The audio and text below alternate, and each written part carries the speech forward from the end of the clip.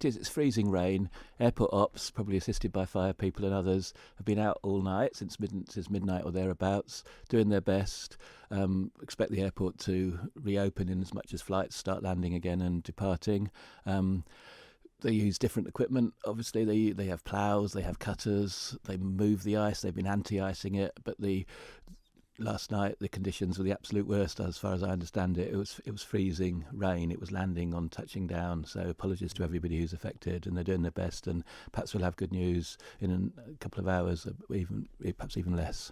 And what can we expect going into the weekend? Could this happen again potentially, or are we going to have more measures in place to stop it? There are measures in place. Anti-icing is used. It's not gritting. It's liquid form. They've done a pretty good job keeping it away and keeping the airport unaffected by this really bad weather we're having for a week or so. But last night was the absolute worst conditions, and safety is paramount. And they've been working on it all night. What more could we expect? Well, we'll keep an eye on the situation there and bring you updates as soon as that site reopen. But we talk about the night owl buses now, because there's extra onus on people getting home safely from Christmas parties over the festive period. But we're hearing those night services are only running as late as 12:15 this year, as opposed to 1:15 in previous years. That's from Douglas. Why was that decision made?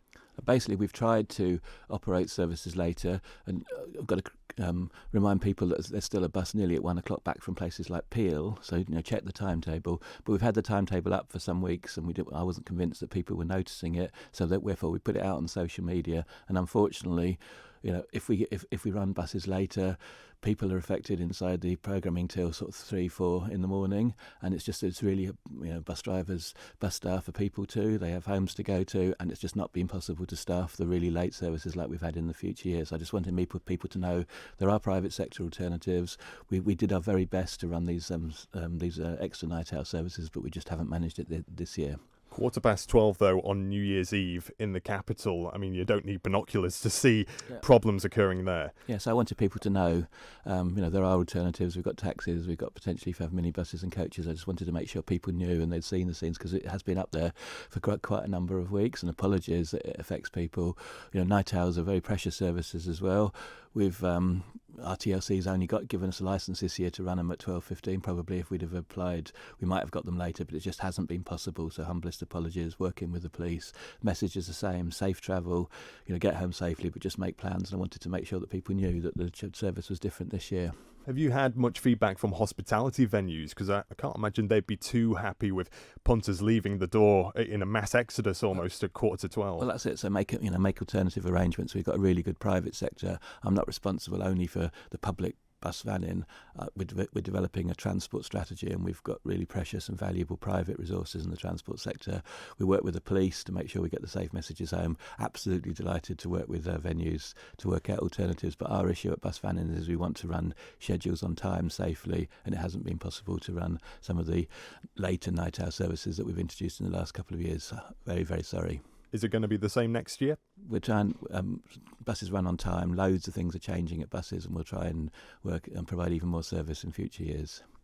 Right, we'll move over to the airport once again then, because we're hearing about some security rules on liquids and items such as laptops in airport hand luggage being scrapped in 2024. This is the UK government setting a deadline for June that year to install new high-tech 3D scanners. That'll see the 100ml liquid rule increased to 2 litres.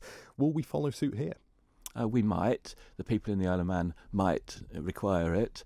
We won't be required to do it. The regulations won't require us to have that. It's for UK major airports in June 2024. The issue is always we have fewer people going through our security and fewer people going through our airport in general. So every piece of equipment that we buy costs us more per person, because we're not Gatwick or Heathrow or Manchester or Dublin. So therefore, it's the sort of thing that we will have to review. Will the Manx public insist on having the latest stuff that they'll get when they arrive in a major airport in the UK, or will we be able to rely on the fact that there's not lots of people going through at once very often, and people get through and the travel is not that much disrupted using the system that's been in place for 15 years. So we will discuss it with Treasury. We will be involved with the Manx public, and if we don't do it, we'll have to perhaps do things. Well, I'm sure we'll have to do things like have more random checks, because we're part of the the system in the UK, and we can't be a weak link in their system. So if we don't have the 3D scanners that are expected at major airports, we'll have to do something else. So that's where we are. We might do things, and the Manx public might expect it, but money is tight, and every pound is precious, and there's lots of things that the public finances can be spent on.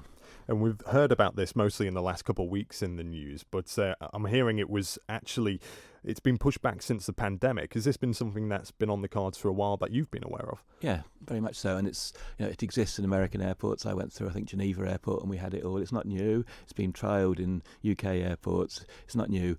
I know people. I even hate words like master plan now. But what I've tried to do since I've come in everywhere in the department is say what's going to be needed over 10 years, and what would be nice to have, and what can Treasury afford, and what can the public want, and that's where we are. So in the course of the next few months, we'll be unveiling things like this and what they cost as an estimate, and then the public can make up their minds, because at the end of the day, it's their money the public purse. It's their money we're spending.